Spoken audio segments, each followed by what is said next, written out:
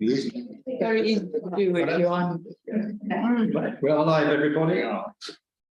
Good evening, everybody. Welcome to the September meeting of Buckinghamshire Council Planning Committee.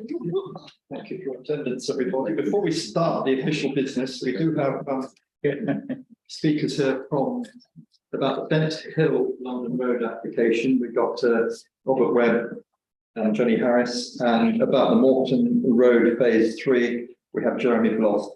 You are limited to 3 minutes each, so I would suggest that our friends from Bent Hill start. If you just wish to address the committee, members can then ask questions of you afterwards. Thank you. Stand here, or do you Yeah, that's absolutely. If we come to the end of the table, it can't quite suit them. That's in the shadows. Thank you. My name is Jenny Harris, and I act on behalf of the applicant Mr. Webb for this application, which is an outlet scheme for 2 dwellings at Bent Hill, London Road, Buckingham. The site sits in between the buildings of Bent Hill Farm and the edge of the Lace Hill Academy and Community Centre, and is within the settlement boundary.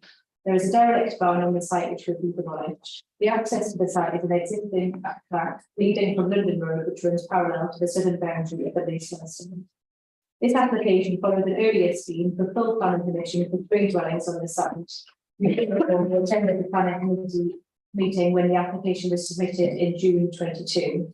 Following the meeting, Buckinghamshire Council submitted a no objection response, noting that the site was a good use of a brownfield site. No objection responses were received from the SUDS officer, ecology officer, news officer, and environmental health.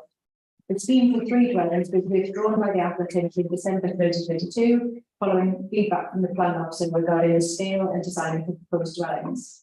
This current application is for 2 dwellings on the site and seeks to address the planning officer comments from the previous withdrawn scheme. The size of the site has been reduced and the dwellings have been positioned further north of the site in order to increase the depth of the gardens and the distance of the field boundary to the south. The design of the dwellings has been amended with the depth of the dwellings reduced and a simple rectangular plan form with a front projection. As the application is an outline scheme, the precise details of the dwellings will be presented at reserve conference day. However, it's proposed that the dwellings will be finished in brick and timber boarding with a slate roof. There will be 4 parking spaces for each property, including an electric charging space. New landscaping will be introduced to the site, including new trees and native hedgerows in order to achieve the net gain in biodiversity. There have not been any consultative objections raised to date, and no public comments have been made to date. In summary, the proposal would redevelop this small-scale windfall site in a sustainable location in accordance with policy HP7 of the Neighbourhood Plan and policy D3 of the FAL. The proposal will make a small contribution towards housing supply. The site is bounded by existing development on 3 sides, and there is a logical boundary to the south which we planted with new landscaping. The proposal would comply with the requirement to provide 10% biodiversity net gain. The amendments to the design and layout of this outline scheme address the planning officer feedback on the previous scheme. If you have any questions regarding the proposals, we'll be happy to answer them. Thank you. Thank you, Jenny. That's 2.5 minutes. Does anyone have any questions? It is on the agenda tonight, so with members' agreement, we will bring that item forward as soon as we've done apologies, declarations, and minutes, so that Mr. Webb and Jenny can hear that. Is everyone agreed with that? Thank you. Simon Mannix. 3 minutes on Moreton Road. The 3 minutes, I'm going to speed up to try and get this morning. Okay. Good evening all, and thank you for allowing me to speak. I wanted to speak about item 8, Moreton Road Phase III, specifically new documents submitted last week at the last possible minute, and specifically the TA council assessment. Catherine emailed me earlier and told me that there can be no consultation on this, but I've had notice from Leanna Pins that we can comment on this until October the 2nd. So I've got that email here tonight. I think the new TA is significant because traffic's not an issue that the Secretary of State raised. And as it was one of my major concerns when it went to the strategic side committee, I decided to take a look at the TA. And I thought the information I've managed to draw out there might be useful to you. In summary, the new traffic modelling moves on from the original TA, which had projections from 2020 to 25, and have a look further towards 2028. And as you'd expect, with all the now committed developments around Buckingham, plus the background growth factored in, the congestion in the town centre is predicted to be quite alarming. So whereas in the 2020 to 25 modelling submitted last year, that predicted a 40 car queue at the old jail on Stratford Road Arm. If now they push that towards the 2028, we've actually got a 73 car queue with a delay time doubling from 4 minutes in 2025 to 8 minutes in 2028. It would have been nice to put that before the strategic site committee last November, but we didn't have that information there. Anyway, I think this is useful data because it's not only something that the committee can draw the inspector's attention to, but it's useful for, you know, when new development proposals come forward in the future as well. I'd also say that the new modelling is clearly not something Bellway chose to do. This is evident in the TA because there's some quite desperate attempts in there to downplay the figures. This takes the form of 3 traffic counts which are quoted, made by Buckinghamshire Council. The TA plans to show that the town centre traffic has actually declined since COVID-19. And the developer has backed this up with photographs taken on a single Monday afternoon in late July, which apparently show an empty town centre. This has led the developer to conclude that there was no traffic growth in Buckingham in the last 3 years, and therefore those years could be excluded from their new modelling. Thankfully, the suggestion has been rebutted by the Highways Authority. There's an email in Appendix C in the TA that confirms that. And they went even further and said that the developer should not be relying on isolated snapshot junction surveys obtained over 2 days. But nevertheless, the developer has ignored the Highways advice and included the modelling which omits traffic growth for those 3 years. 30 seconds more. That's scenario 2 in the TA. They maintain this is the more realistic scenario. So that's it. So when the agreed methodology is used, even without accounting for the mill lane mitigations, the queues along Stratford Road are predicted to increase 7-fold by the end of the decade. I call that severe impact as defined by the NPP again. Hopefully you'll be able to relay that information to the inspector. Thank you. Thank you very much, Simon. Anyone, any questions about that? It is on the agenda later on. It's not going to be a major subject to debate. I am advised by our planning clerk. It's really a matter for report. But should have drawn attention to the 37 documents that have been added to the appeal website. You'd be aware this is subject to appeal, which starts on October the 17th. The new design and access statement, 118 pages, and the traffic assessment, which Simon has just been referring to, 331 pages. And this is part of their new evidence to the appeal inspector. And only just got it in before the deadline, but this is all stuff that we'll be raising during the appeal. So thank you very much, Simon, for your part in that. No questions. That brings to an end the public session. We can start with the meeting proper. Apologies for absence. We have apologies from Councillor Harvey and Councillor O'Donoghue. Thank you. Councillor Harvey, you may have heard, has contracted COVID again, so we wish him well. Sue Hetherington, who's a member of this committee, has resigned from the council this week, so she obviously is not present, but I'd like to put on record my thanks for the help she's given us this year on the planning committee. We had to twist her arm to get on it, and she did, but I think Buckingham's loss is going to be East Yorkshire's gain. So wish them both well in their new home in Yorkshire.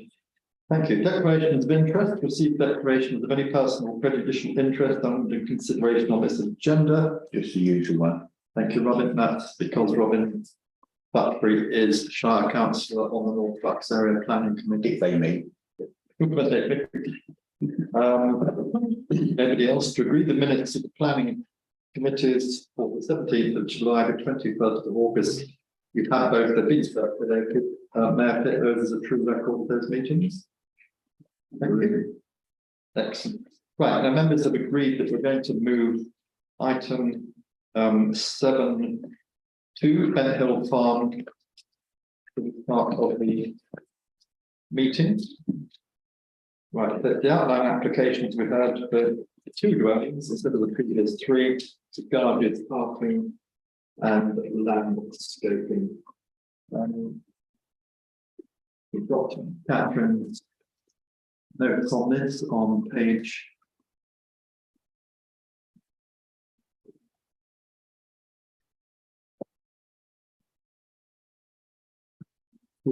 16. Thank you, yeah. Right, I've got it up now. Rolling through. Yes, page 10 of 44. Oh, yeah, that one. So you've all seen Catherine's notes on this. Buckingham Society, I believe, would like to have a word about the design aspect of it. Not particularly. I spoke with 2 former colleagues of mine, so I spoke when we came in, but yeah, the society fully support the application. And yeah, as far as the design goes, we would like to contemporary design, but I understand that the proposal is that being shutting out got a barn type. But so yeah, so that's fine as far as we're concerned. Yeah, from our point of view, with our vision and design statement, we'd like to see chimneys on. Make the point that this is on a raised, elevated area, and it's the approach to Buckingham. So it's the first thing you're going to see when you arrive in Buckingham. And I think some members in the meeting this afternoon said they'd like to see a more, Buckingham vernacular design, appreciating there are still, going to be barn buildings. So we haven't got the details. Yeah, as Catherine's pointing out, this is the outline plan for me. We'll get the details later on. But Anthony, did you want to speak? Yeah, if I can, really just following on from what the chairman has said, they're going to be almost landmark buildings because they're going to be right at the entrance to Buckingham from the south and are an elevated site. I certainly wondered if design-wise they'd be a bit more adventurous. There is an opportunity there. They're perfectly fine, the style you're talking about. I'm quite familiar with barn styles, but there is an opportunity to, dare I say it, design out of the box just a little bit to make a bit more of a feature of them. We're so used to seeing the old saying is ticky-tacky boxes all in a row on estates. Here's an opportunity to ticky-tacky it. It's a very not one you make for a minute, but I think our colleagues understand what I'm talking about. Thank you. Anyone else like to speak on this? No, one thing I will point out from Catherine's report is that there is still no statement from Buckinghamshire Waste and Recycling. The planning statement indicates the refuse will be collected from London Road as for the rest of Bent Hill, but this may not satisfy the waste and recycling officers as the carry haul distance is so great. We do know that road width has been amended, it's requested to 4.8 metres with passing places. For which this council's obliged. Interestingly, there were some comments on the previous application, which was drawn in 2022, but when we went to check on the planning portal, of course they've gone because the application was withdrawn. The Buckinghamshire Town Council comments, which broadly approved this, you were in agreement with the designer there, but the 3 neighbours comments had gone, so they haven't appeared on the website yet, and it has been advertised. So my proposal then is forgive me if I can't see it, but is there any mention of solar in there? Catherine? This is an outline plan. I know. Details will come. Yeah. We would wish it to have So Mr. Webb is listening. Yeah. as well as the electric vehicle charging point, use of recycling of grey water, am I right? Yeah. Yeah, oh, yeah. There are water. So, Martin. Some other members have mentioned more of a outward-looking design, maybe colours to enhance that. But I'm mindful maybe of lighting being on the edge where a dark area is. I wouldn't want to see any lighting to enhance that design, uplighters especially, which we don't particularly like. Again, that would be in the detail. I agree on that, Specific yes, matters, but yeah, so I've got no problem with the outline. I was just Let's make the point. getting it noted. Thank you. Yes, thank you. Anyone else? In that case, I do propose that we have no objection to the outline plan commission, that is subject to the waste and recycling plans being sorted out, seconded by Councillor Ralph. All those in favour? That's unanimous with the exception of Robin, who is abstaining. So thank you very much, Jenny, Robert, for attending. I hope you've heard what you wanted. Thank you very much. Okay, we move on then. Buckingham Neighbourhood Plan, Vale of Aylesbury Plan, Buckinghamshire Local Plan. You received any updates?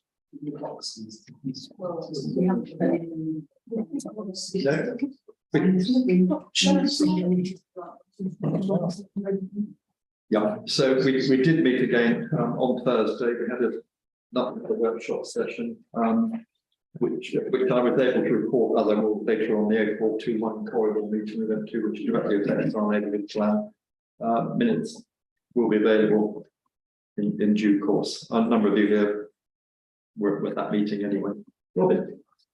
Just to say for you, Chairman, that there was a discussion about sites and the way you progress the sites, and I believe that that's going to result in a pre-discussion around what's not actually sites, but trying to engage with developers. I'm not sure quite where that stands as the council decision basis, but the reason being is that at the moment, the Chairman may follow me up on that, is that we're not having any serious engagement of note with Buckinghamshire, and if they don't know, if they know that we've got a neighbourhood plan coming forward, and they are reconciled to the fact that working with the town council on, or if not agreeing, but what the neighbourhood plan might be, might mean they choose to hold off putting in applications quickly,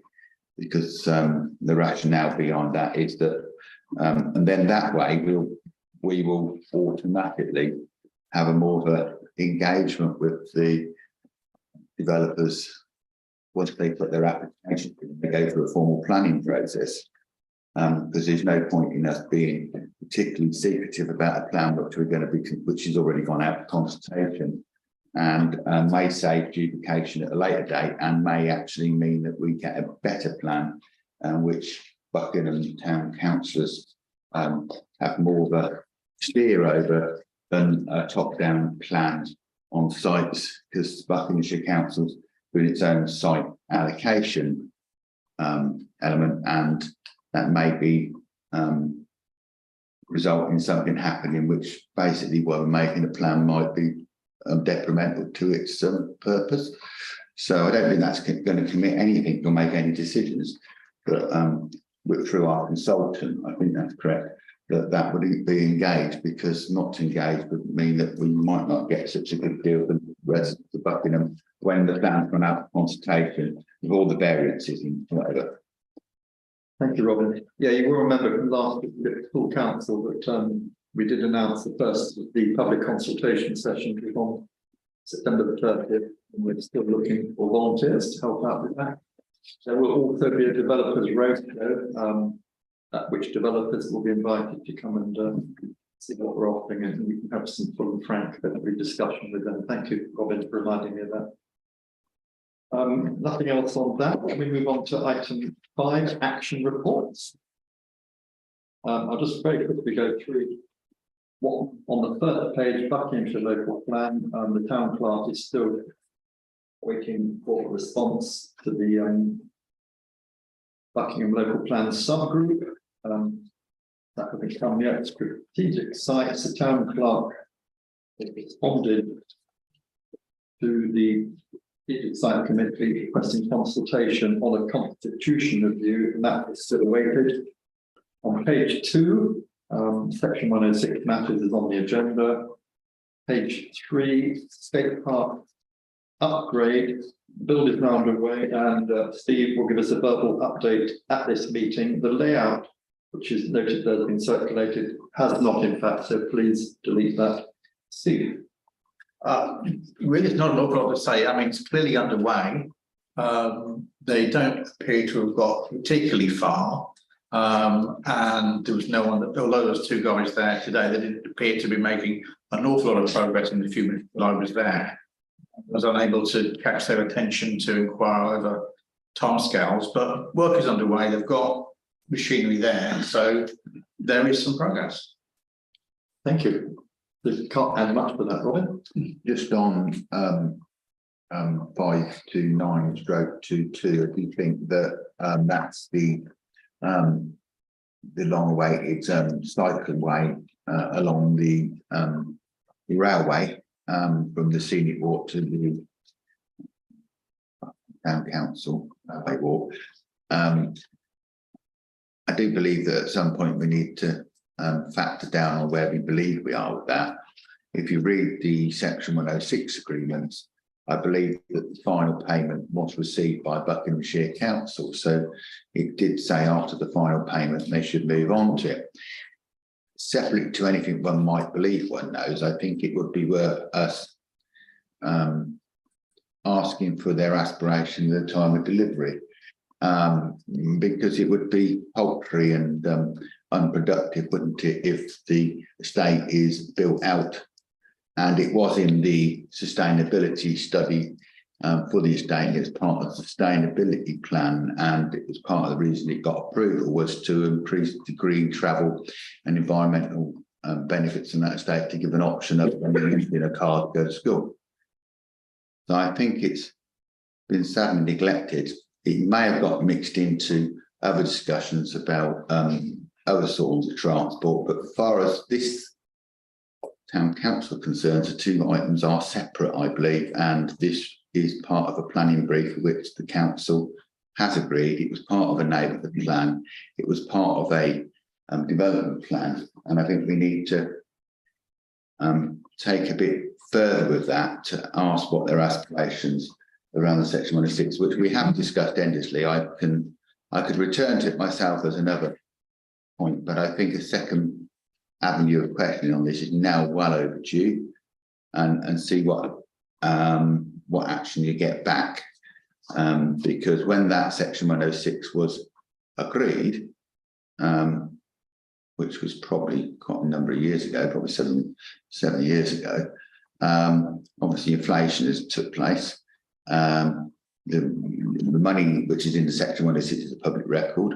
Can't remember the figure exactly, but how it works, and also the Environment Committee will end up discussing it as a landowner when it comes to this council, because we own a portion of the property, which I don't believe they've taken true notice of and true understanding of the fact that they're dealing with a second landowner to deliver this project. So I'd like to propose that we write for a further update from them to where they believe they are in delivering the section 106, so that we can actually discuss what they say over and above anything I might ask myself.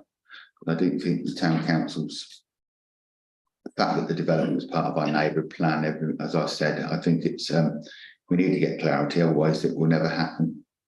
Thank you, Robin. We did put this in place that you would work with the town clerk to progress. So we ask you to continue on that. I'm trying to work with the town clerk is on leave at the moment. Yeah, but I think that it's too important. I can work with the town clerk, but I do think that over and above there's 2 separate issues there, and it gets clouded between the two Right. separate issues. I'm happy to do that, but I think that Well, that's what this committee had asked you to do as well. well, I am continually talking to everybody, as you can imagine. Whether we've got to agreement where we need to go with it, that's another point. I'm suggesting that's where we should go with it. I personally would hesitate and feel it. I think it needs to be continued with the town clerk has done. Well, that is the action that's currently in place, and the last note that I had was it was under discussion with the part of the active travel plan. Correct. So those discussions are still taking place. Yeah. Perhaps we can see how, well, with the clerk being absent anyway, it probably would be appropriate to get some feedback from her as to where she feels that things are. I mean, if I was to say that we had it at council where we revised that there was lots of money in the active travel plan. The money which was in the active travel plan was not between 3 communities. So though it sounded a large number, it wasn't huge. I worry that this will fall off the scale. Thank you. Could we leave that to Steve? Yeah, I'm happy to do that. Thank you. Then perhaps we'll come back to a further meeting, and if on the town clerk's advice, we should send a separate request, then yes, of course, we could consider that. Thank you. Just to finish on the rest of the action list, on page 3, HIMO list, to ask about regular updates. There is an investigation going on. As Catherine says in beautiful English, subject to the fusion of the legacy systems, i.e. the 4 district councils merging into one unitary authority. The BMALC quarterly town and parish meeting has been postponed out of respect because Mel Wood, who is the organiser of that, had lost her husband recently, so that will come back on. And finally, government consultation, PDR, which councillors Harvey and Try very kindly volunteered to take on board. Martin, I know it's been quite stressful. Well, only stressful because I left it to the last moment. But yeah, it was quite informative, and I was getting annoyed with some of the types of questions, but hey ho, this is how it happens. Well, we have had your completed questions consultation from John and you. Catherine has them all. And rather than go through the 69 questions one by one, could I ask this committee if they would be happy for Catherine, for the committee to accept that John and Martin replied on our behalf, and for Catherine just to get those together, ready to send off. Is that big committee's? They're collated and ready to go.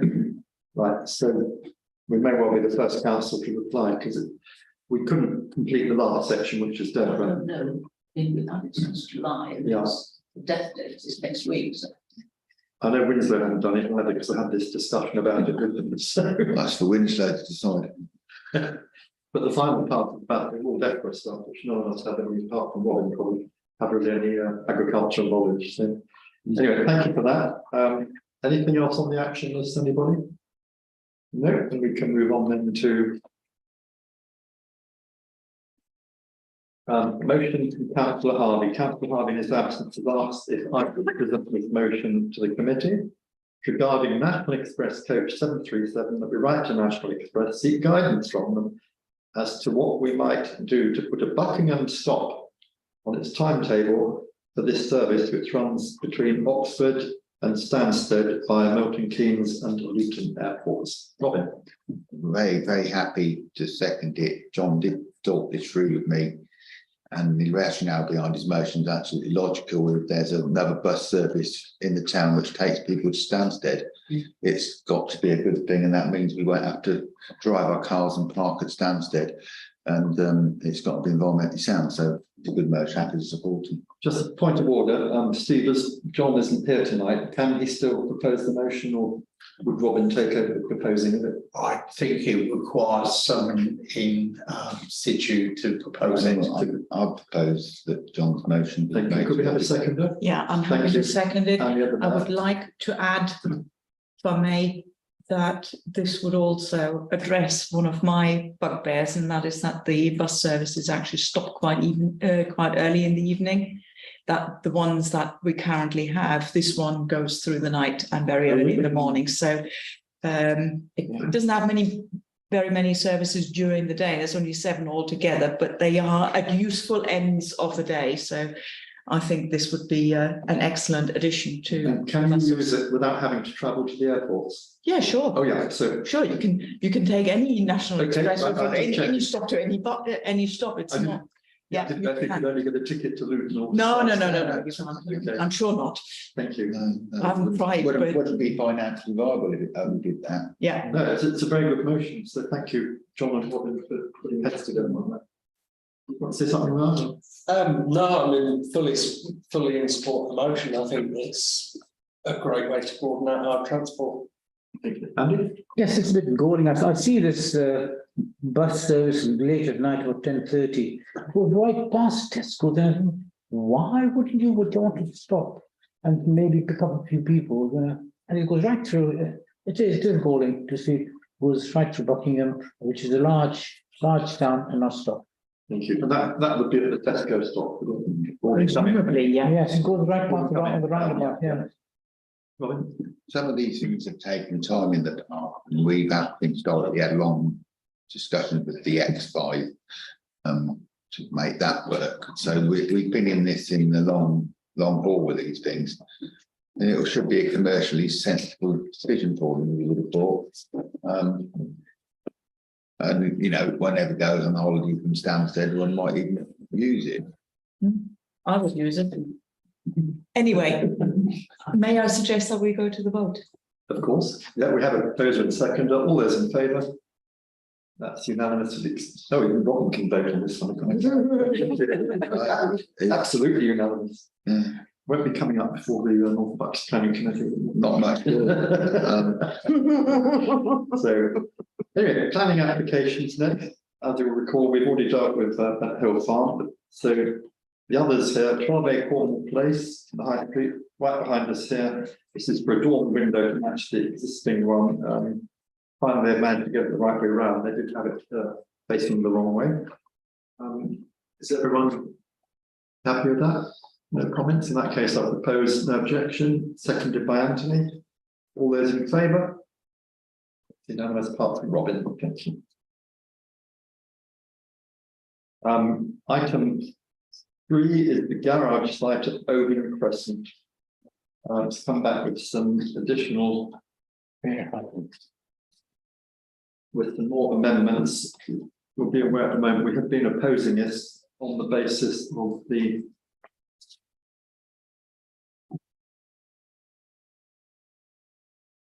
number of reasons.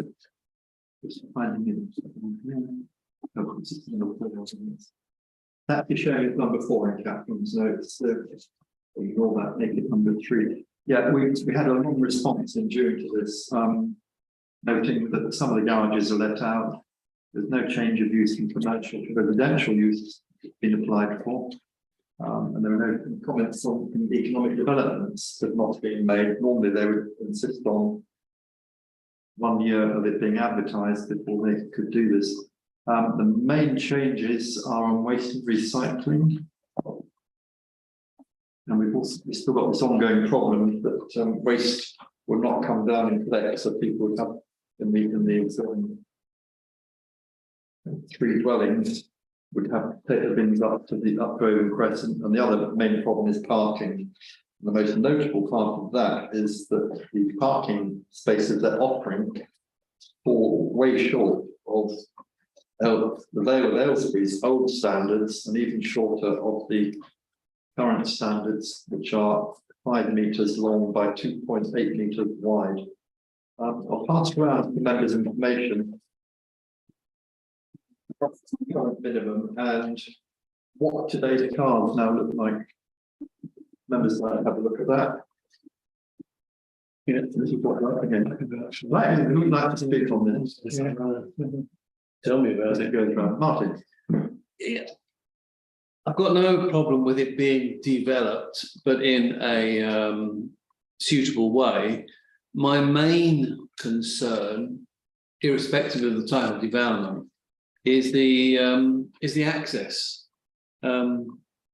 Pantomime used to have a garage there that we hired, and access it's just that little bit too long, really, for, to make it work with cars coming in or out, because it's not short, but it's not terribly long, but it will cause an issue, I think. And I'm sure the people in Owen Crescent wouldn't want 3 more bins stuck outside of the houses adjacent to that access road either. So there lies another bit of a problem if they have to put their bins on the road area.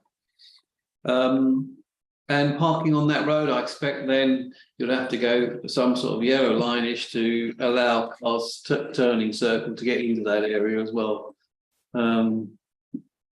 So yeah, I think that's going to be the sticking point. Yeah, and of course, not only the bins, they're losing 5 parking spaces plus the garages. And where are those cars going to park? Because they're resident cars from Owen Crescent. Well, I think most of the garages now are not let out, are they? They've all been ceased. So people parking there are now using it. 4 of them are actually let at the moment. So are they? And used mostly by tradesmen for equipment and materials. Yeah, it was similar to the pantomime then. So the people that are using that area are just the big one at the making end, use of it. the big double one at the end that we used to have before we got the units on the industrial. Well, of course, yes, I forgot that we That's had. been turned into a training centre for building trades. Oh, really? For VH, well, Fairhive's own people. They're actually training up apprentices for plumbing and electrics and stuff. I mean, that would be a better use of it, of almost an industrial unit where people would come in, i.e. not a residential, where there could be comings and goings more frequently. So normally in an industrial one, you have comings in the morning and maybe goings during the day, rather than toing or froing at all times of the day. Anyway, there you go. Right. Just as a point of order, I live on Owen Crescent. I would have to declare an interest, would I? I'm in a rented property. How close, Ryan, because there's a lot of Owen Crescent. Oh, it's the other side. Yeah, right. But thank you. But would this development have any impact on you personally and your rental? Wow. It'd be the parking. Yeah, it'd be the parking. You could lose your parking space, for instance. Yeah. Yes, yeah. So it wouldn't affect my parking space. I don't think that's the necessary declaring interest on that, is it? I forgot what Councillor Wood had said. I think it's too far away for it to have any kind of other interest in this. Yeah. So Ryan lives on Owen Crescent. And yeah, it's a development off Owen Crescent. It's really for a matter for members to declare interest if they feel that it's appropriate. Yeah. Can't guide him either way. We've got no financial interest in it. In the development. I don't have any money anyway, but so I would suggest we could still vote on this. yeah. Yeah. Thank you very much, Steve. Point here, Catherine raised this afternoon. She showed us the advert for Fairhive on their website, which has an advert in it saying garages available for storage. And they're taking rent from people for their garages, which are no longer big enough for cars for storage. So this only adds to our quibble about the change of class from Class B, which is for storage and industry, to Class C, which is for housing. There's no mention of change of use anywhere in the applications. Buckingham Society have a view on this, Roger? As far as the design of it and the way it was going, we think they're quite acceptable. We don't object to the development, provided that all the technical issues that have been raised by your members here tonight are resolved satisfactorily. But Martin was pitching access and parking spaces, so if all that can be done, then we think it's okay. Right. You will also recall that last time we pointed out the fact that it's a Leylandi hedge there, which doesn't belong to the site. The neighbour has at no time been approached. There's still no suggestion it has been, as Steve Pring reminded us. So unless anyone wants to speak on this, my proposal will be we continue to object on the same grounds as before, but Catherine will take note of these amendments. Is everyone happy with that? Seconded then by Councillor Wright. All those in favour? Okay, that's everyone except Robin. Thank you very much. And then finally, of the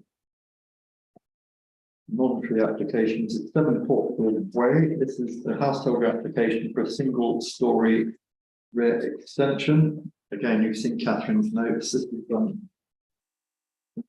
agree on her notes. No. No, it's item 4 on your notes. So this is a chalet style house right on the corner of a bend in Portfield Close. Portfield Way. And what happens this garage is behind the house does belong to the house. It's going to be a garden, but it's smaller. I think the main question is why would the rear extension not be the same as the neighbour's rear extension? It's going to look quite odd. Again, Buckingham Society maybe has a view. No objection to this at all. Sorry, You haven't got any objections? no. One thing I did raise is the fact they're going to use PVC tiles, plastic tiles. To my mind, in this day and age, in climate change, where we're trying to cut down on use of plastic in the town, why would plastic tiles be needed? I will point out that raising this plastic. Okay, reclaim. Yeah, that was just my thought. No one's got any strong objections to this then? No, in that case, I propose we have no objections. Anthony, seconded. All those in favour? Thank you, everyone except Robin. There were 2 pre-applications which have been dealt with by email circulation. They've both been decided now. That moves us on to item 8, Moreton Road Phase III calling. As we mentioned earlier, the planning appeal is going to be a 6-day or more planning appeal down at Aylesbury, which starts on October 17th. Catherine has kindly drawn together the amendment that the developers have added to this application. Catherine, is there anything else, anything that we need to do tonight, or? No, I'm still planning to do the documentation, making notes anywhere on that we can get crowbar in, we will. One thing that does bother me is that they've always taken first phases 1 and 2, and now phases 1, 2, and 3 together to do stuff, and each phase has had its own travel plan, and they're supposed to do surveys regularly throughout the 5 years following the application to prove that they are achieving mode transfer aims, which are set as targets in the travel plan thing. And it doesn't look to me as though they have done anything over the years. And I mean, it's a lot of years now. It's 2006, the first application. I mean, apart from the fact that we had to fight like blazes to get Addington Road, which was a section 106 clause, surveyed and finally one way. And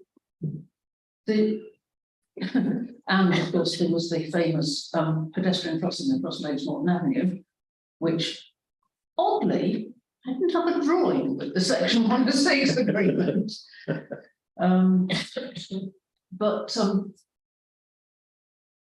I can't see how they can argue that they're achieving any kind of diminution of motor traffic, given that the number of buses has gone from about 6 a day to 1 each way a day. And that is not set at a time for working people or school children, because it's down the hill at 9 o'clock and back up again at 12, and that then does a loop around Moreton and comes back down to town. So you've got 2 ways of getting down before lunch, but no way of getting home.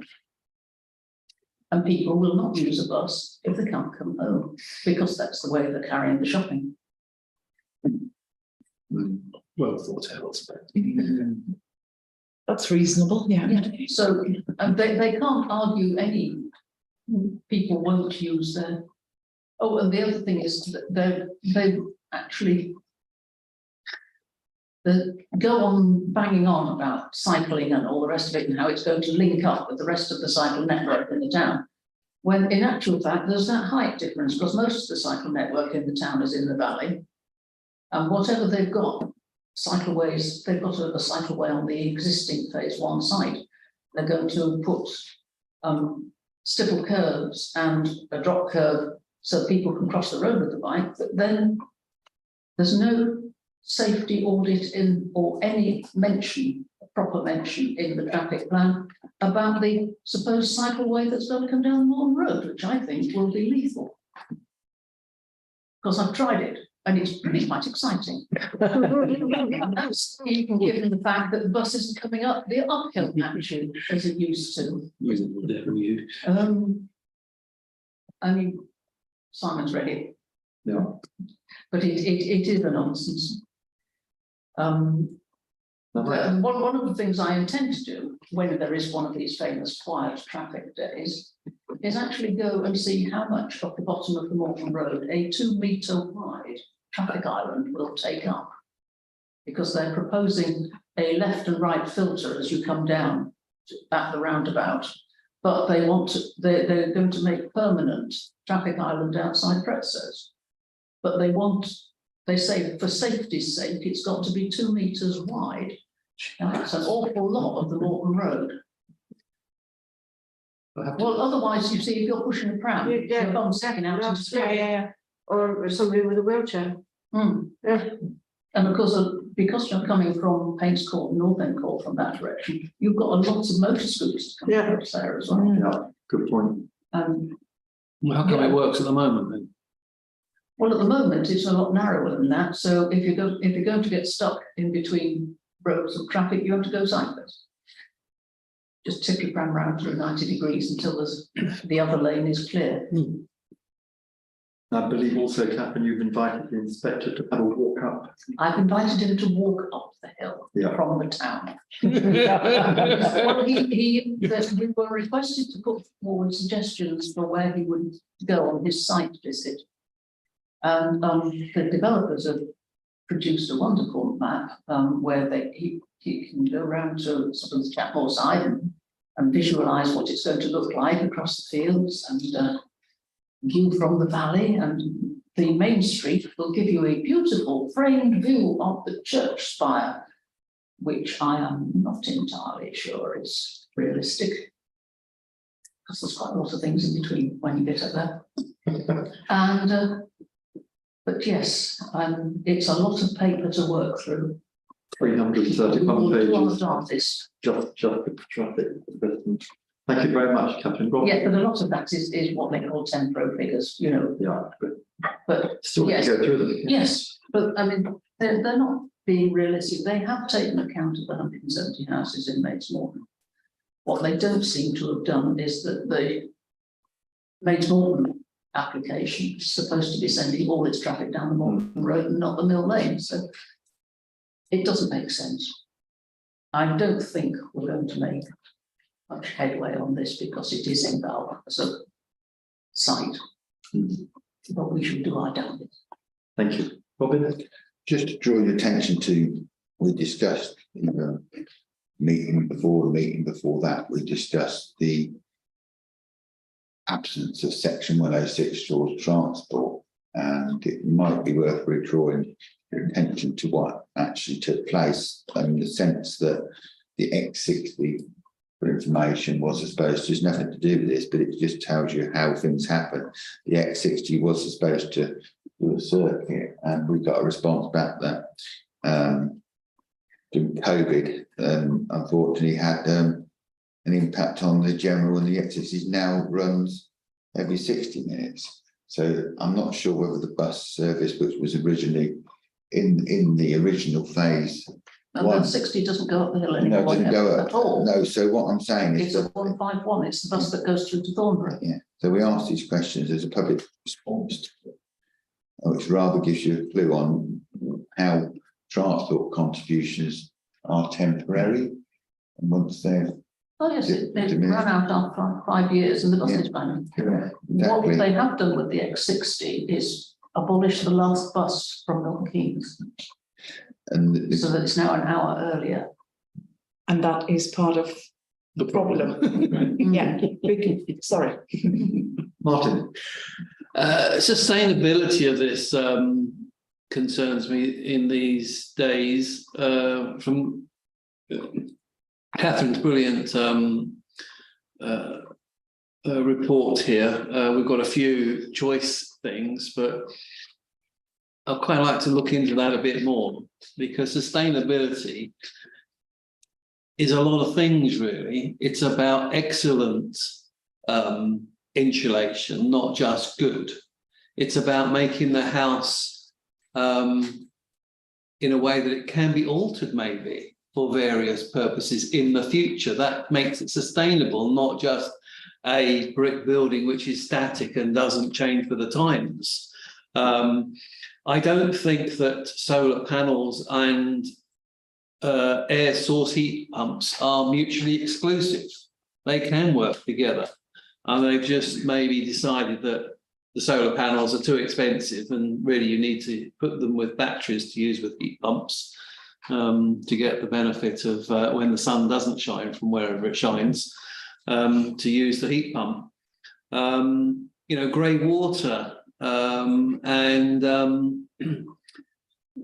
other things within the household, I think, need to be included if they are going to really call it sustainable, not just a bit of lip service to the wording and making it look good because everybody knows about heat pumps at the moment. thank you. Which may not be the end all and be all of things. Fran, thank you. Just in terms of traffic volume, consideration should be given to the fact that there's a whole load of new houses being built in Akeley, and there's more homes, there's more sites as well, which are subject to planning permission being obtained for further homes in Akeley, and Akeley people would be also coming down the Moreton Road if they were going to be accessing the Buckingham stores, etc. Surgeries. Yeah, absolutely. Roger. Could I just ask Catherine that if you take the inspector on a walk, can you? No, we don't get to take him, we get to suggest Can where you he can suggest a go. walk that most together. Because in phase one of Moreton Road, we included in the 106 that Mains Moreton Avenue would become a footpath cycleway, and there was money taken to do that. Because Aylesbury Road Council at the time, like the Buckinghamshire Council, but it was owned by the council. And for some unknown reason, the Buckinghamshire County Council at the holidays never did it, even though they got the money. And to me, that's a bit steep. You can design these things. Yes, it is quite steep, and it's going to need a sizable amount of drainage putting in, because it puddles in regular places where the springs are. Oh, that's right, but it was a scheme which was appointed to develop. I mean, they are devoting squillions of Section 106 money to new bus stops and curb drops and real-time indicators for one bus a day each way. I think the trouble is with the travel plans, they're not enforceable. So you can. Well, I've never seen evidence that they're actually, all these surveys for the traffic. You have to produce a baseline survey, or you can't measure whether it's gone up or down. And they don't even do that, as far as I can see. They don't, because what they say is you can't force people to get on the bus. Because there isn't a bus sitting there, nobody's going to get on it. So even though there was buses there to start with, if nobody uses them, then we'll withdraw them. Don't put them at times when people want to use them. I mean, people want to get to work. Kids need to get to school. There's no point having a bus after the offices are opened and the schools have been open for That's right. half an hour, quarter Oh, of an hour. I agree fully with what you're saying, but I think when this scheme started, they were there at the right times in the morning and the evening. But I think because people would rather drive their children to school than get on a bus, then it falls away. I mean, Walnut Drive is a heck of a long way from the London Road on a wet one. Anya, I think that actually makes the argument almost stronger that we're saying here that they need to, that it's not being considered. Because even I think Roger may well be right. These days people have got out of the habit of using buses, and it needs a lot more than just putting 3 more buses in order to get them there. But that means that traffic is definitely all going to come down the Moreton Road. And actually putting a cycleway in, which I think, and a footpath down Moreton Avenue, which could be quite nice, but it's not going to relieve the traffic that's going to come down the Moreton Road.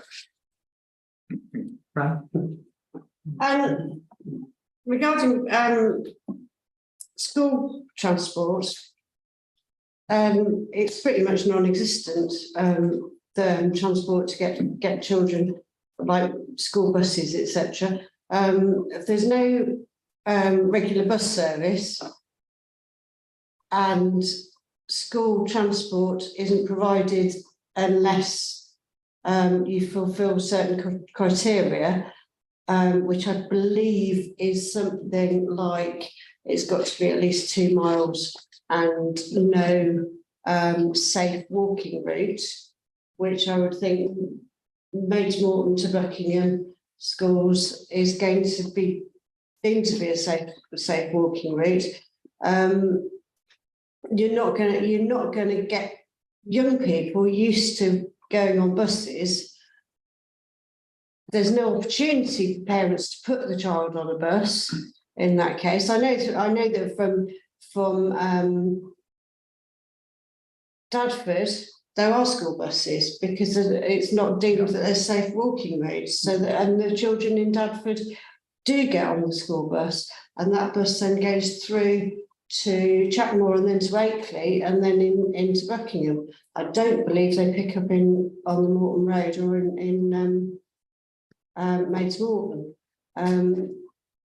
If we haven't got those things in place, then we're going to not have generation of young people used to using public transport in that way. thank you.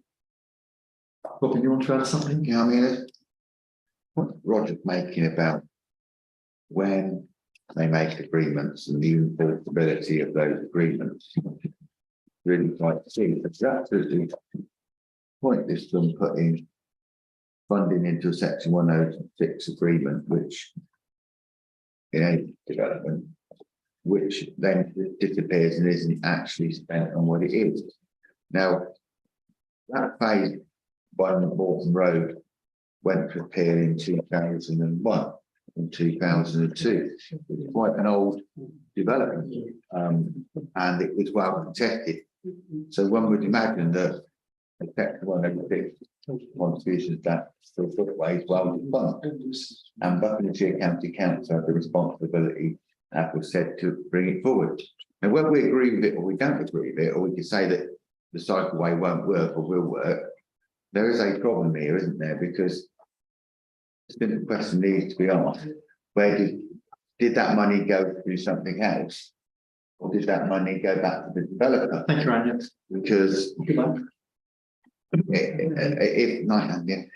it goes back to the developer, that means through the actions of the Buckinghamshire County Council at the time, they allow the developer to have a go. And I think those questions for historical record are worth asking, because if this is lots of money of which people discussed and agreed or disagreed about that development, and it was part of the travel. So I think it's worth, I propose that we do settle that question and ask them what the contributions to the cycleway went to do, and they should have a record of that. And if they haven't got a record of it, well, they are now got the responsibility of Buckinghamshire County Council and I think we do need to know that the money was spent or not spent, or if it was lost, we need to discuss why it was lost, because it's money lost from the public purse. I think there's a real question there, because if that becomes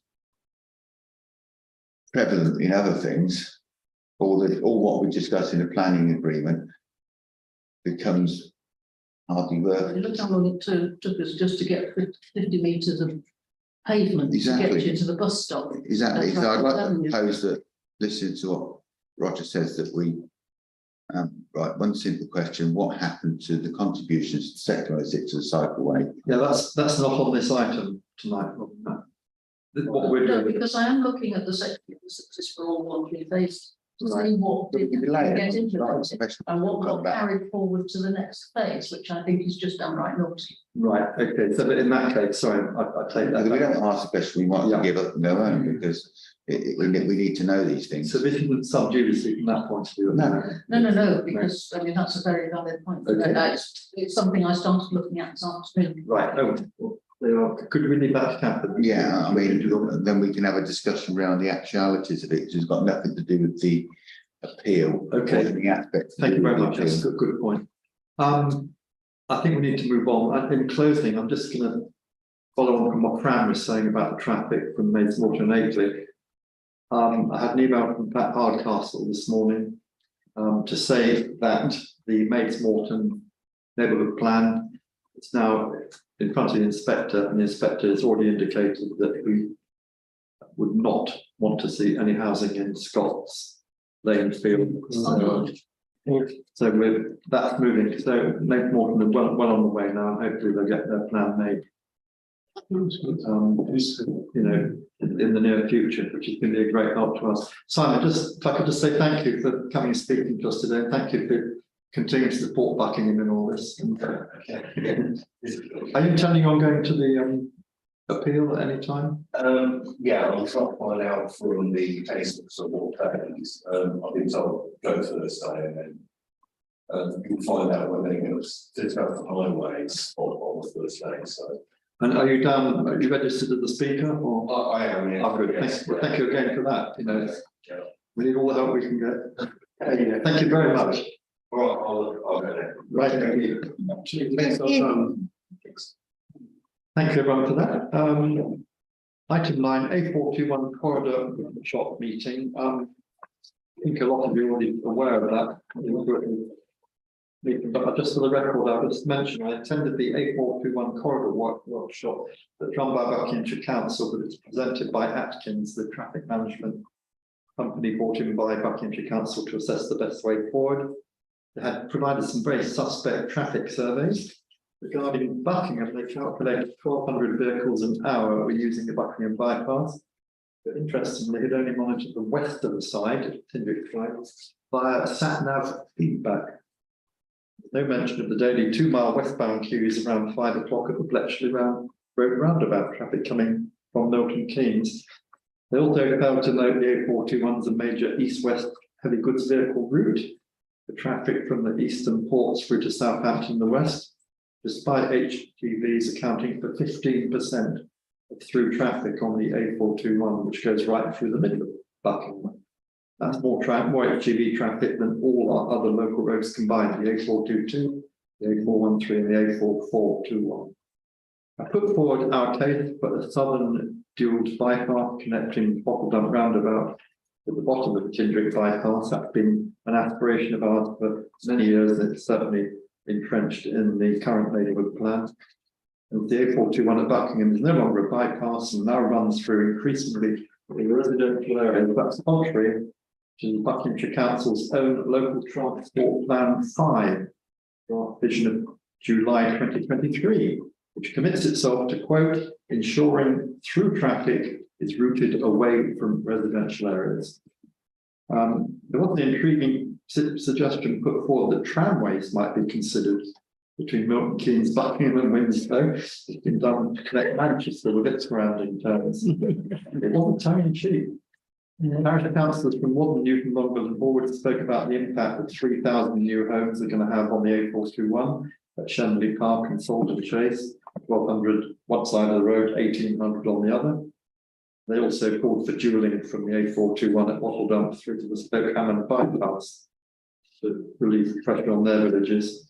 The workshop was well attended by the A421 affected towns and parishes, and there was some robust discussion, and slides have been sent out.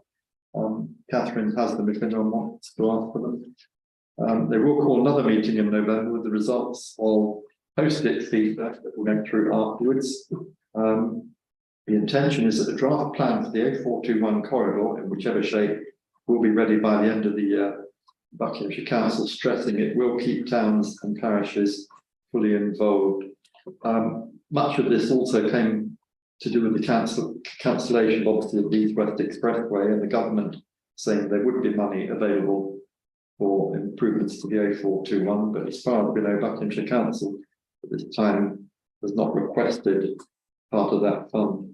Finally, Atkins were asked about the A421 where it goes into Oxfordshire to the west, into Milton Keynes to the east, but they said that's not within our remit. And with that, it ended. Can I, as part of the A421 corridor review, would it not be, do you think it might be worthwhile asking them about the Western bypass to Buckingham as part of that? Yeah, that didn't come into the discussions because it's peculiar to the A421, but I did make them aware that we are our new resident housing development would hopefully eventually support the Western bypass, the relief road between the A421 and the A413, but they weren't really interested in that. They've been commissioned to say, right, what do we do with the A421? It's not unfeasible that there could be a southern bypass, but they didn't really seem to have it on their map. No, because I think if there's money available for the government having scrapped the expressway, then it might be possible to extend the funding to the Western bypass. Just a thought. Yeah. Buckinghamshire Council playing the cards right. Both Great Orwood Parish Council and Newton Longville Parish Councillors who were there said that the moment the East West Expressway was scrapped and it was announced there would be government funding, they wrote to Buckinghamshire Council. That's 2 years ago, and they're still waiting for a reply. Yeah, thank you, Jim. And I did have a second trip around the wheel with this the other day, and then went off to another meeting in Milton Keynes. But what I'm concerned about is when I listen to the consultants, there's so much they didn't know, and so much which was being brought to their attention. And that's a concern to me, and a red line to me, that I would have thought if you were the consultant putting this stuff together, some of this stuff you would have already gathered. They didn't seem to understand and dismissed quite much you made about the Milton Keynes end of it and the Shenley Park end of it. That not recognise that as any significance when they didn't even know that the Shenley Park end of it is even part of the Buckingham Vale of Aylesbury Development Plan. So they didn't even know that, and the councillors present at the meeting were reminding them of that. I also don't think they've really got a handle on the significance of a local development plan and the and where that leads and what that benefits that can be to the scheme. My real concern with all this is the words, well, where is it and how can we consider it? And I think there's a danger in all this, that to get a consultation done quickly, because they're 7 months behind now from where they said they were going to be. I think we were supposed to have it some considerable months ago where we are today. My concern is that they're going to rush it, and they're going to prove, well, when you've made it so late, why not spend a bit more time and get it right? And so I don't know where we are with this. I think that this is something that we need our consultant within the Buckingham Neighbourhood Plan we need a meeting with them pretty ASP, because they've given out a date to, this is several things which are really wrong with this. They notified the town council at a time where it couldn't have a meeting to discuss the fact that we were going to do this. They've now notified the constituents, but not the town council, that they've got a consultation to be done by the 22nd, which is quite a sharp Is it from this? yes. So they want a consultation done by the 22nd of September with any relevant information that hasn't mentioned in this to be done by. Now I had a series of correspondence over this today, and We had notification of it. well, I believe you'll find it in your in tray if you left your details, or whether it's just come into my in tray because I went to another meeting at the Buckinghamshire Council. The only feedback we've had from the meeting was the slides, nothing else. Now, I think it might be worth, if there's a consultation, to add additional information of relevance to be considered by the 22nd. Now, let me have a look at my email today, just to check what I'm saying is correct. Wouldn't want to misquote anyone. Yeah, so I mean, to be clear, this was a consultation event we went to. You left. Yeah, I know. We broke up into groups, and you may have left, and I may have left, but I'm sure I never left the meeting. The transport consultation is a transport strategy, which is consultation. I don't know whether that's come to the office. I think that's very important because, how do I put it? The question, I asked a question today about it, and it was around the Buckingham Town Council's aspect of that consultation. And the response I got was along the lines of, can provide reassurance, fully aware the study and where the neighbourhood plan sits and where it stands. But I think that's something that we need to do. Now, the consultation, I think, would be very easy for us to add some of this information in. Robin, can I just stop for a moment? The 22nd of September deadline is comments on the session we've had. They asked for any further comments on that session. That's fine. Okay, with comment on the sessions, well, she said, yeah, okay. Yeah. But it's still the consultation though, isn't it? But I do think that Questions arising. yeah, right, and I think that what we've been discussing here, Chairman, is questions arising. And I'm really concerned that they're going to rush this through, and we'll get to November and we'll find that in November, the elements that you raised after I left, but I could assure you have been raised before around the neighbourhood plan. So I do think that we do need to, through our consultant or through the neighbourhood plan group, have to have a conversation with them, because if they're not aware of it between now and November, when we get to the meeting in November, when you get to that meeting, there's so many parishes that this point, which is us, which is Buckingham, is going to be missed. And then they'll say, well, we didn't really know that information. And I don't think that they're really aware of what planning is doing. Well, Robin, if I could just say, I gave them all our scenario for the new neighbourhood plan. I'm not disputing. It's in the public domain. It was at that meeting. I gave them the printout that we had in the planning pack agenda, which shows them what our neighbourhood planned aspirations are with all the new sites and where we would want the A421 to go. Well, furthermore to that, in my conversations with further out across the border, there's 2 roundabouts going in, and there's another development which is on the Milton Keynes side, of which they said to you, and they said, didn't they, that I expect that we can't consider that. It seems really strange that you'll have this information. There's information out there in your study of traffic which will come from future developments, yet they're not considering it. It's almost setting yourself up to fail from the onset if you're not going to count them numbers. Now, I'll do what I do, and I will do something, but all I'm going to say is that representing Buckingham Town Council at that meeting, I gave them all the information I could and that they requested, so they went away with it all. And we're going to be meeting again in November for further discussion on this. They're going to come back with, the results of the workshop.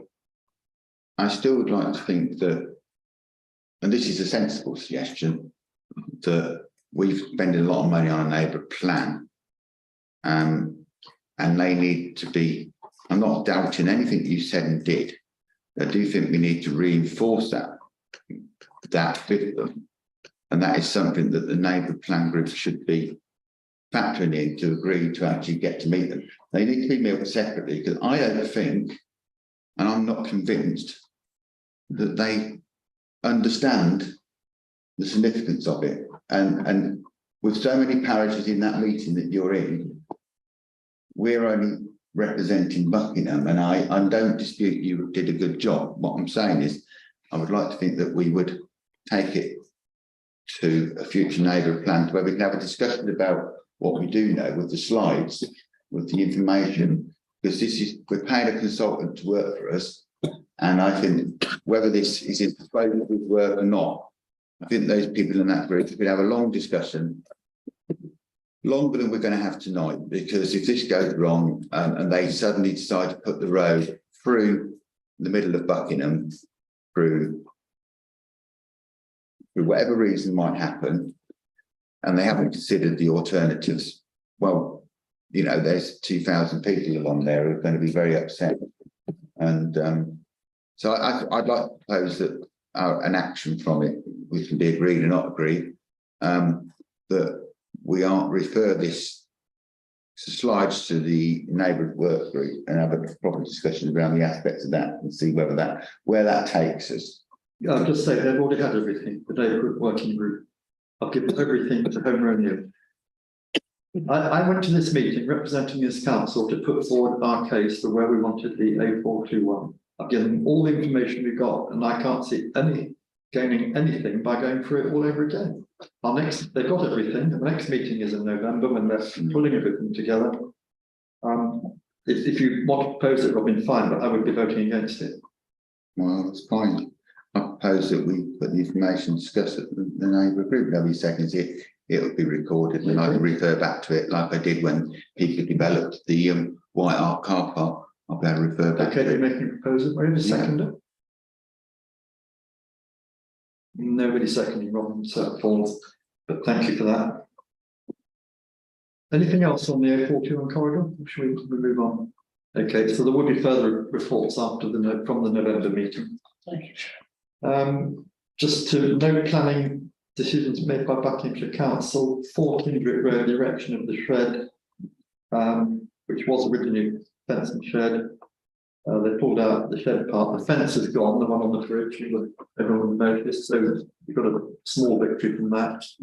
But the concern is that the local flood authority and the environment actually made no kind of comment on this, knowing it's a site that floods regularly. And the SUDS authorities basically abdicated their responsibility. Refused Stoneleigh Hotel, Castle Street again, turned down the application to turn it back into a private house. Still a perverse decision, but again, economic development insisting they have to advertise it for 12 months as a hotel because there is a shortage of hotel accommodation in Buckingham. So they say. Right. Item 10.2, planning inspectorate, an appeal has been lodged against the enforcement notice that was served on 14 Church Street. I think you all know the building in Church Street. It's next door to where Ian Morton, chairman of the Buckingham Society, lives. I'm sure Buckingham Society has a view on this. Ian does. Normally, when we hear an appeal, we don't really have much, but in this case, we never had any say in this because it was reported directly to enforcement, not previous council, that they put stud walls inside the building. I think from what Ian was saying is that they put these stud walls in, but nobody knows if they taking out the historic fabric that's behind. So I think that's. I think from what Ian was saying, if they can prove that the stuff's still there, to the historic buildings, obviously there isn't a problem. But if they remove them, then they've committed a criminal offence. Right. So, intriguingly, the appellant has said, as part of his reason for appeal, this building is of no special architectural historic interest. Yet it's grade 2 listed, and it's in the conservation area, and it's a row of similar buildings. That was fascinating. Yeah, so how did they get to that conclusion then? Well, that's what he said. That's what they say. It's of no special architectural historical unit. I mean, that's his point, isn't it? It doesn't matter, so I can do what I like to it. And as you see in Catherine's notes, he went on to say, was it in your, Get the dots back out. yes, here we are, grounds of appeal, yeah. That it's on page 28 of 44. Grounds of appeal, the building is not of special architectural historic interest, but the matters alleged to constitute a contravention have not occurred. And that if those matters had occurred, they still wouldn't constitute a contravention. Works to the building were urgently necessary. Building consent ought to be granted for the works.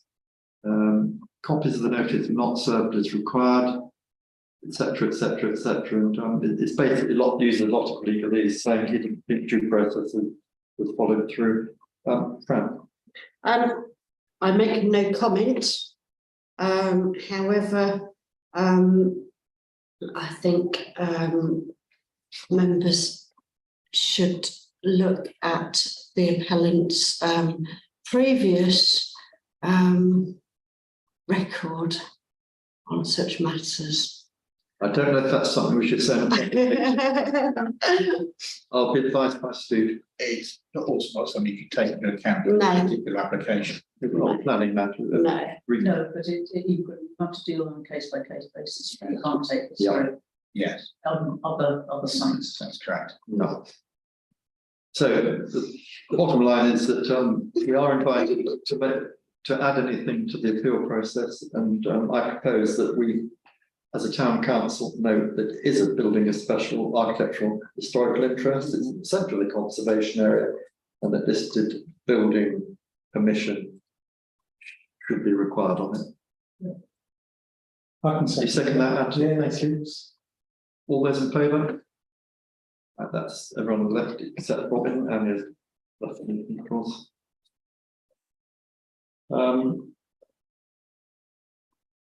Consultations, 2 consultations were involved in preparation of local plans, summary of questions that are attached. This is an appendix D. There's quite a lot of questions there. So what I would propose is that we delegate to somebody to answer those and get them back to Catherine. The closing date of this is the 18th of October. But if we have a volunteer, we'll let Martin pass on this. It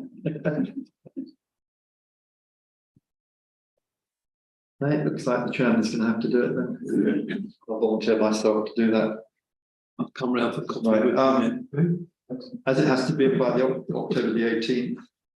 And our report starts on the 17th. Yeah, so would the committee be happy to delegate the answers to me and then send them on? Okay. Our next meeting is the 9th. The 9th. Okay. So we'll take the answers to the Right, next meeting. we'll bring it back to the 9th of October. Thank you. That's a proposal. I'll propose that there. Seconded by Fran. Thank you. All those in favour? Thank you, Steve. Thank you. Right, more.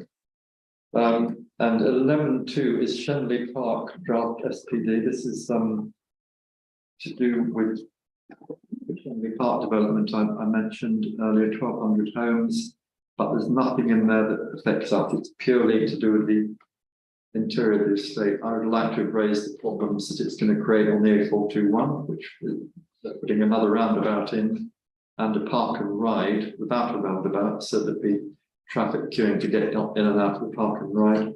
And also the schools, that inevitably, even though they're providing more primary schools, secondary school children may still go kind of Buckingham, but we are not, that is not included in this consultation. So just making the point. Robin? There are some points there we need clarity on. We know that our secondary school is oversubscribed. We know that they, in responses that they've given there, on about putting some additional classes into 2 schools, one being Winslow. What we're not sure of, if there's going to be any agreement with this, where the contribution to secondary education can go, because the Buckinghamshire Council's transport to school policy says that you have to seek education at your closest secondary school. My thoughts are, and I might stand correctly, that the closest secondary school, that will be in Bletchley. The next secondary school, it will be, will it be Winslow or will it be Cottesloe? I'm not sure which one would be nearer. I think there's an issue there around secondary school education, which, if they haven't decided where they're going to take a contribution to secondary school education, and Buckingham by default happens to be the closest secondary school, where does that contribution go? Because the children, I haven't got the map in front of me, but if you think where it is, it's right. The closest school is going to be Bletchley, and the transport. Big school in Emerson Valley, isn't it? Big secondary school there. Yeah, but it's still not going to be. What I'm saying is that the contribution secondary school education, children might not get free transport to the next school because they have to apply to their nearest secondary school. So we do need to know, because unfortunately that's all out of the scope of the 4 questions that are the only questions we can answer. It's about We've been asked to comment on the special planning document, which is their vision and design statement. It's not a consultation on the application. So, which we'd have liked it to be, because we had plenty to say. I've prepared a whole list. But we haven't been invited to that yet. But I mean, obviously they get the SPD in place. They actually get the application in. But I mean, it's considering whether an informal cricket pitch in Modern. I mean, do we care? No, we don't. Frank. I was just going to say that regarding funding for school provision, it's my understanding that that funding only goes to LEA schools. It doesn't go to academy schools. No. So that would have to be part of their correct. Their thought process on it. I have no idea whether those schools are academy schools that Robin mentioned or not, but I think that's beyond the remit of this this committee or this council. So anyway, hopefully at some point they will come back with a consultation on everything to do with it, where we can have our say on how it's going to affect Buckingham with the extra traffic, the extra people, etc. And of course the education. My concern is we went and did questions on education and we found that there's a problem, which is why we discussed it in the Buckingham Neighbourhood Plan. And if you can foresee a problem, you need to discuss it. Whether it's in the scope of answering this or the scope of this committee, it will definitely be in the scope of our discussion if children can't go to school in Buckingham. Roger. Just to say that as a governor at Buckingham Secondary School, we actually bus people in from Newton Leeds, which is where the old brick works was, which is probably further away actually than Shenley Park. So there are quite a number of people that come all the way from there into Buckingham. Is that to Buckingham School or to the Latin? Buckingham School. All right. Thank you. Would that be a funded bus or is that paid for by the No, it's funded. Yeah. Of course, we're talking here about Shenley Park, 1,200 houses. Yeah. On the other side of the road, there's going to be the 1,800 houses in Thornton Chase. But there is a secondary school proposal for that. Yeah. But we got off fairly lightly there because I think maybe in Roger's time that was going to be 5,300 houses. Salting Chase. Well, thank you everyone for that. So there's really no action we can take on this at the moment. We're just wait and see. Thank you kindly for asking. But we'll look forward to Yeah. again. Thank you everyone for that. Robin, Buckinghamshire Council Matters, you're the only Buckinghamshire Council member, as far as I can see. Well, likely to be so. Yeah, well, you've got, before I start talking about it, I would like you to draw your attention, I didn't bring it up at the council because I thought it was a planning matter. Please, can you go and watch the growth and infrastructure select committee webcast? You only have to watch a bit on the Buckinghamshire plan. There were some big statements made in that, which I think I suggest members go and listen to and then come back and comment. The influence was given to answer questions remaining around Greenbelt, that perhaps Greenbelt wouldn't be a major issue in the Buckinghamshire plan, as 68% of developable land was already available to the council. That means 68% of developable land would be all the land outside the areas of so-called special interest. So I think that's something that rather points to where they're going to send development. They're also with a large discussion about it because, you know, around Greenbelt. Now Greenbelt, and they buttered on about brownfield sites. Again, there's going to be greenfield sites, isn't there? Because they're not going to really, in the great imagination, find enough in the brownfield sites.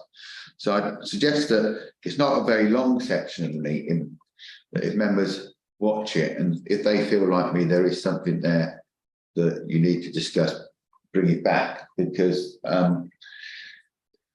I think that was quite a statement, and it will make, and if that statement is what was being proposed as a way forward, it means the numbers that we may have to be thinking outside any numbers we may think about in the Buckingham Neighbourhood Plan may be larger.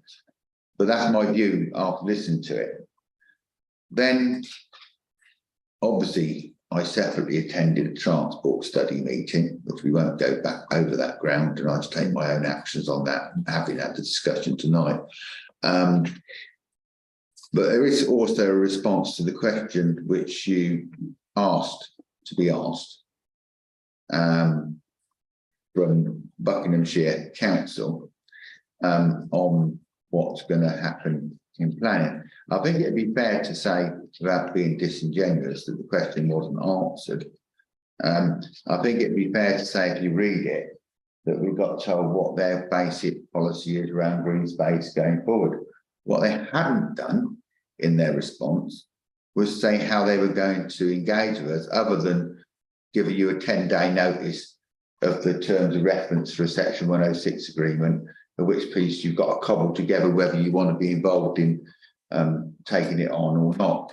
They didn't, and they went into a lot of discussion around not every parish wants to do this and not every parish wants to do that, which wasn't part of the question. The question was about Buckingham Council. This is Appendix F now on to, isn't it, Robin? Yeah. From Councillor Mathews. Yeah, and I think that I don't think it was the best answer in the world.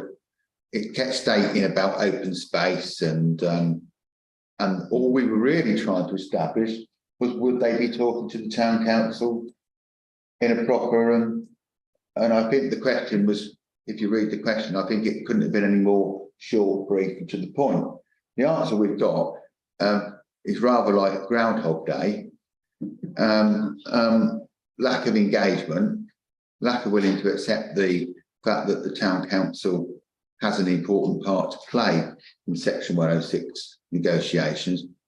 What I would ask from members who may have read it or may not have read it, where they feel we go with our next question, because and where we go next with this, because this isn't sufficient.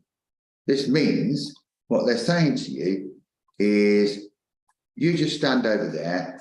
We're going to have our discussions and we're going to carry on with the unsustainable opinion that we'll write section 106 agreements of which you've got to then negotiate with the developer on your contributions or whether you want to be part of the adoptions.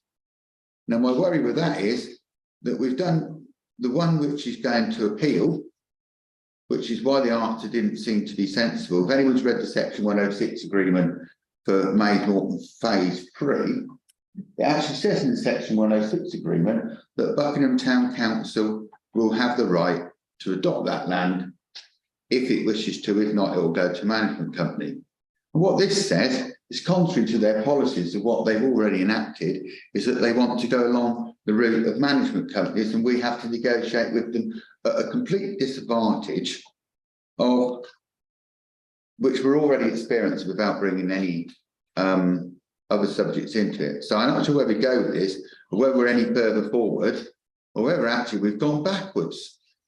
Because why the discussion on the neighbourhood plan was key, in the sense that we need to get an insight into having heads of terms agreements and discussions with developers and what Buckingham needs. Because what Buckinghamshire Council seems to be doing is, I think some of the discussions with Aylesbury were a bit more full of this. Aylesbury Vale were a bit better than this. So I don't know where members are with it. I hope they've read the response, and I'll be interested in your view or what you think our next move is, because it has to be a next move, because they had they've got a parish charter, which the chairman's mentioned how they're going to work with town and parish councils. Well, this response doesn't actually really give you much clue what it is, whether they need to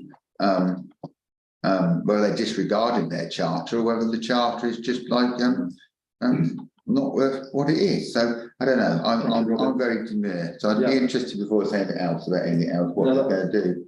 The point I was going to make was, where's the town and parish charter in all this? She should be following that. She never answered it. The most worrying thing in this is, she said in her fourth paragraph, we do, however, publish section 106 draft 10 working days prior to completion.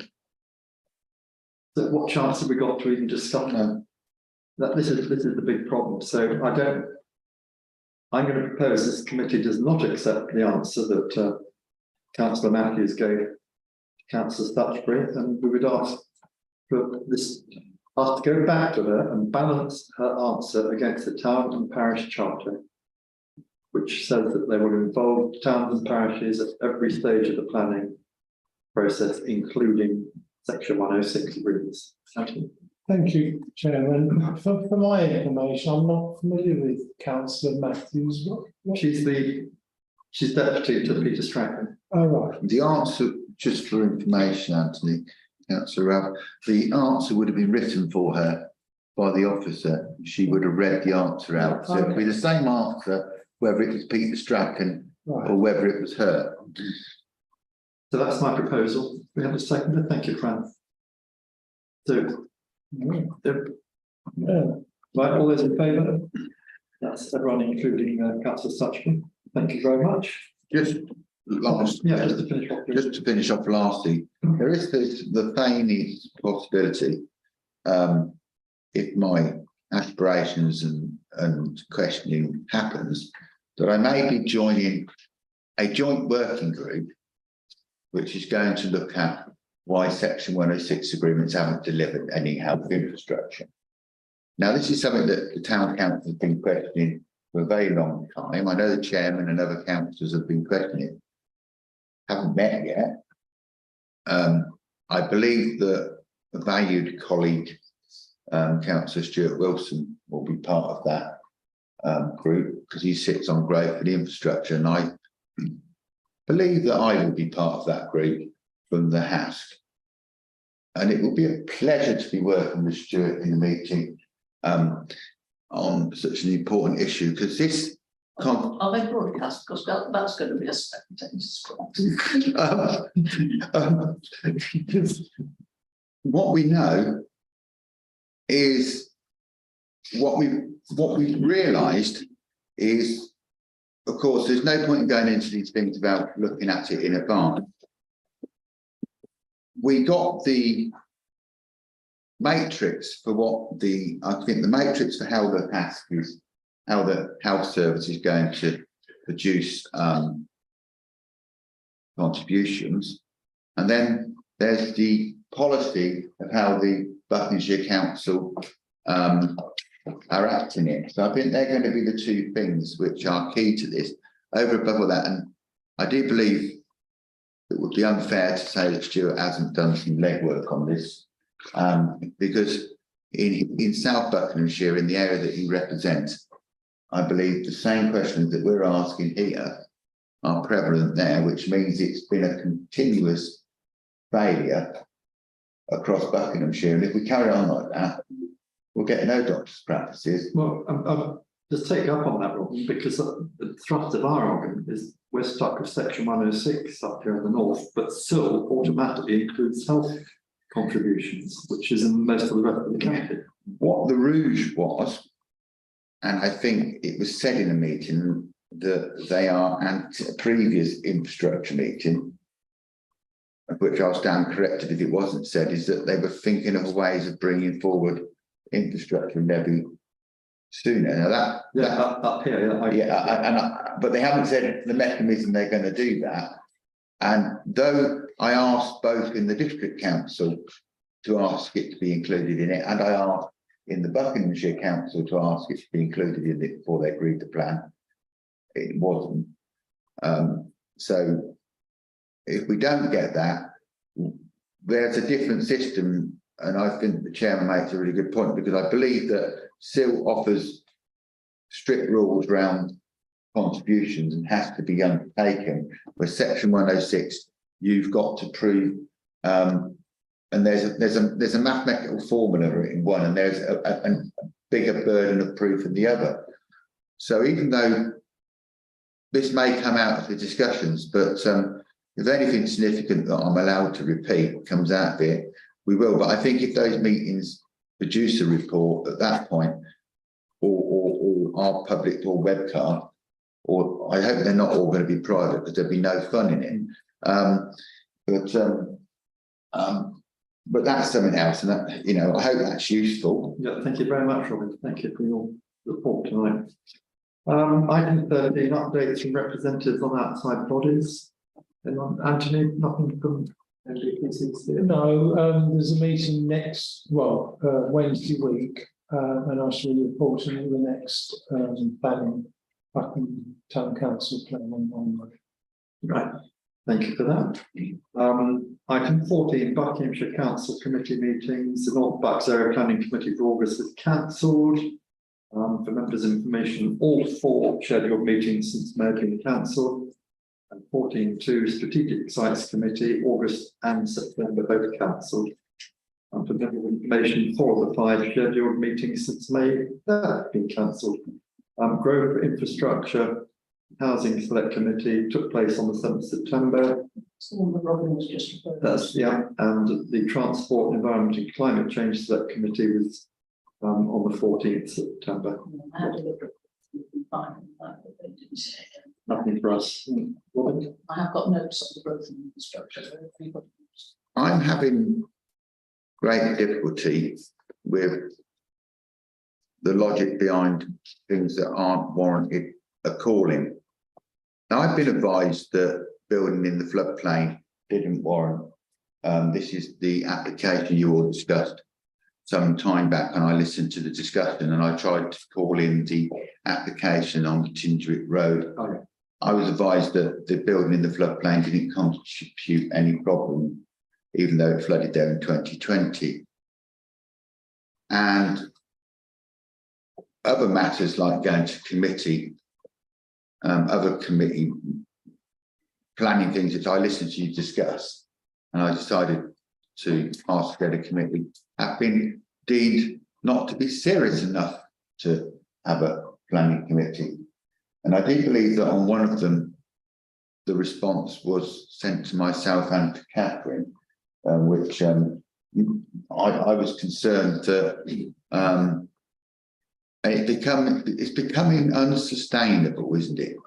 That basically you have a planning committee which is set up to discuss planning applications, and I do think this is something I need to follow up and need some figures, because at what point do we meet and discuss an application? And I understand, to be told differently, the last time that a planning application in Buckingham warranted going to committee and not delegated powers was 2020. We're now 2023.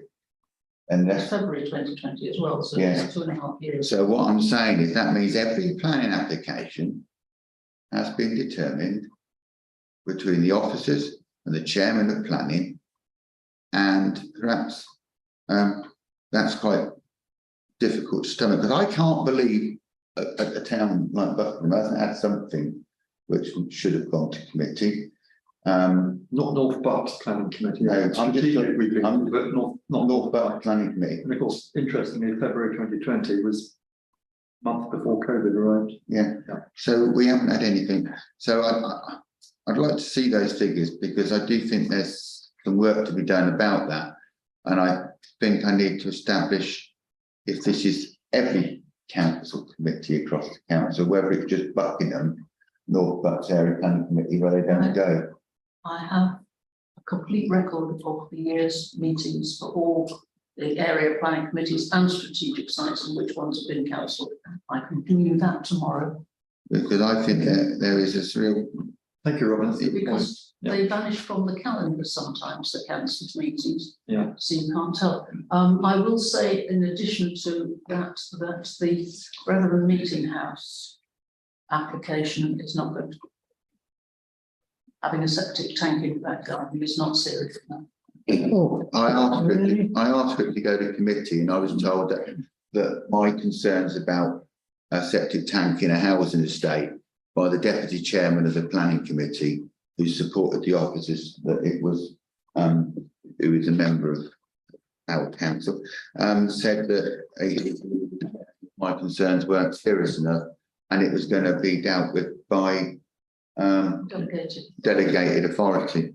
So if we have our first septic tank in the middle of a made development, it will be a public record, and if that causes any problems to the houses and the people, I think I will think that we will probably have some questions to answer. I'm always hoping that the officers will. They're not going to tell me that they're going to be able to do that, because that's a negotiation. But I thought that perhaps that was significant, and should have went to a committee.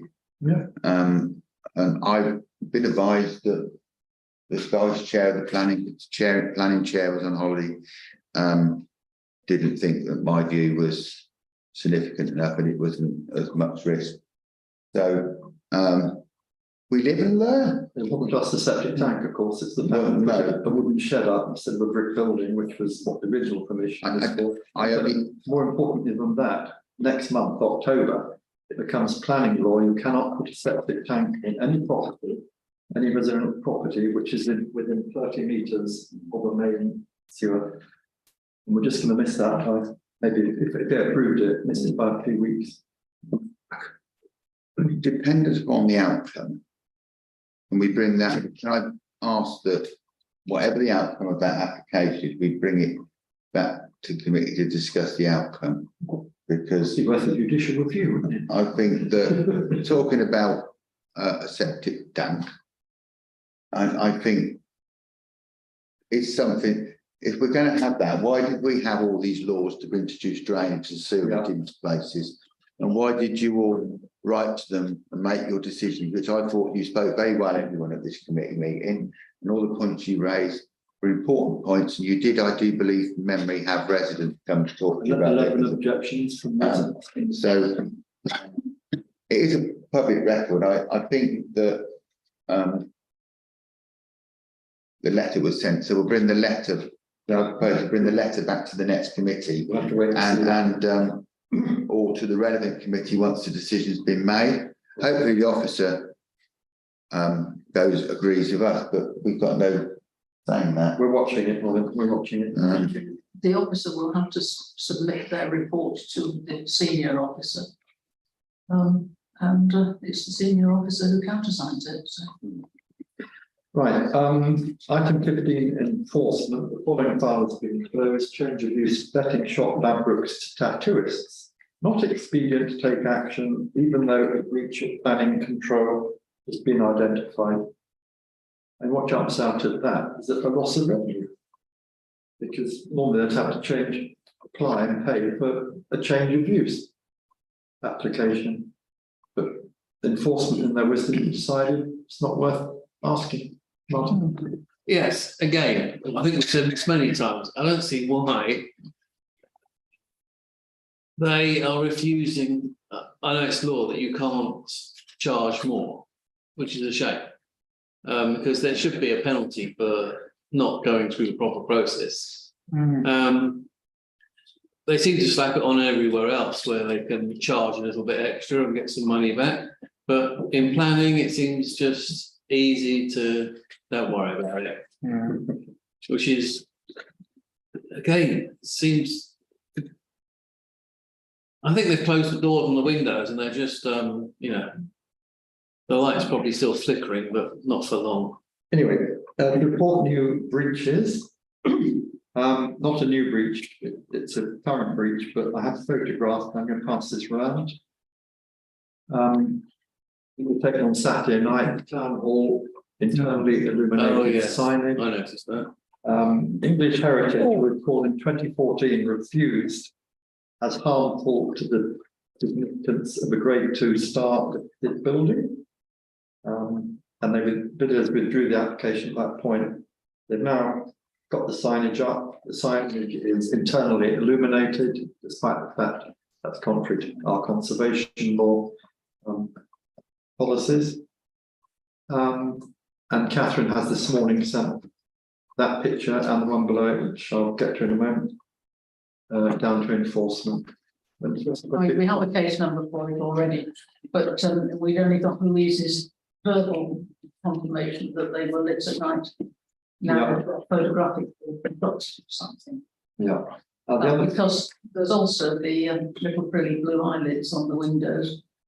And we're all in the office fairly certain that the lights each side of the door, an up and a down lighter, weren't there before either. No. Thank you. So that's in progress, Martin. I know there's got degrees of this, but it's very prominent, isn't it? As you go through the town, there it is, right in front of you. Now, it's not in your side vision; it is there, staring at you as you drive along or walk along. It is probably the most significant building. Agreed. In the town centre. Absolutely. Yeah. I mean, can you imagine what happened in Aylesbury if they did this to the old Crown Court building at the bottom of Market Square, the John Bamborough building? Can you imagine? It'd be national outcry. That's grade 1 listed, but makes no difference. The other one you saw the picture of, Vedetto Lounge. They haven't yet been given permission for their signage, yet they've put this up, and that too is internally illuminated. I was going to say infernally illuminated. Robert? I was just asked a question, if there was an answer to why they would not take action against Ladbrokes for the tattoos, because if it's a change of use, then what they would normally do, they're not going to take action, is to request the submission of an application to regularise the situation. Because although it's used now, we're not going to take action, and it's still a confidential. So because they haven't recognised it by submitting the used, then there's still a confidential going on. So it might be worth asking, but they're going to be asked to submit an application. Go back to Vedetto for a moment, then Catherine has also submitted that this morning, and Yes, because that's an undecided application, so I can go Yeah. straight to the officer on that one. And we didn't know if it's going to be internally illuminated or not until we could see it after dark, which I did on Saturday night. Also, just for information, on last Tuesday morning, a delivery truck pulled up outside Vedetto, moved all the market barriers and started unloading in front of the building, which of course was opening the following day. The deputy town clerk, Louise, is going to go there tomorrow morning, have a word with the manager and point out that there's plenty of unloading space behind the building, where it always has been, where Woolworth used to unload, where we have unloads now, of course, and where Mark M&Co unloaded. You get that from Moreton Road, don't you? Yeah. Yeah. It's all there. Anyway, that's, anyone else got any enforcement matters they want to raise? Cool. Rolling list updates, tree felling applications, land grab reports, falling requests, and BIMO licenses. Robin? When you do the figures on high those, Chairman, it's well over 140 people living in those figures. But a lot of those are in the 4 or less category, so they're not listed. Yeah, exactly. But there's about 140 people. That's quite a significant proportion of the population which haven't or can't get any other sort of accommodation, which does start to raise a question whether we're having a pre-economic circumstances, but whether that's pointed to how HMOs are needed because no one can get anywhere else, but it is pointed to the economic unsustainability of some of the wages and stuff that people have got in the town. If you can't, that's the only thing you can afford. And also it's pointed to maybe it's something that we need to have a policy on, because these HMOs are in our own neighbourhood plan, because these HMOs appear in a housing estate retrospectively, start off with 4 and end up with 6. And then we're always asked a question about what they do. So we can't do anything about estates where it is, but it's something that maybe we should consider coming to a sensible, proportioned view about within our neighbourhood plan. Well, before it has been discussed under the new plan, the revised plan. So Yeah, because it's the big problem, of course, you just mentioned about people can't afford. No. You've seen today's figures, 10% increase in housing rents since May. that's disgusting, isn't it? Yeah, £1,300 a month flat in London. That's the average at the moment. It's going to get worse because a lot of landlords are selling up because all the new rules are coming in about renting. I mean, To make it even harder, isn't it? Plus the mortgages going up. Anyway, thank you for that, Rob. Catherine, thank you for all those figures. And also for your quarterly update, the spreadsheet is attached, Appendix K. Any questions on that? No. We get on to matters to report. Needed that. Been brought to our attention that at the Tindrick Road roundabout, Anthony.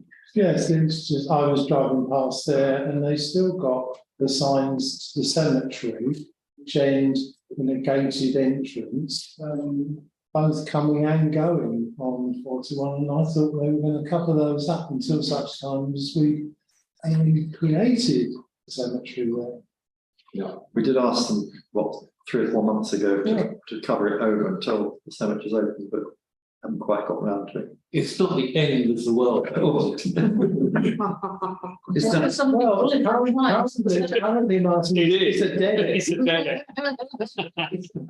Which incidentally, I know it's not necessarily as committed. And I suppose the once cemetery consultation has opened, it's on the button. I suppose once we open the estate, we'll be able to bury the issue completely, won't we? Correct, yes. Right, the paragraph. Stop copying that out. Anyone else, any matters to report, purpose, redundant signage? No, thank you. I've no items of information. Date of the next meeting is going to be Monday, the 9th of October, following interim. I will have to make my apologies, so I'm on holiday at last in Scotland, 10 days. Long year, I'm getting tired. Good for you. Can I give my apologies in advance as well, because. So Anthony, I hope you'll be in a position to sit here. Thank you very much. With that, thank you very much for your attendance. Thank you, Chair. Thank you. Hang on until we get the screen there.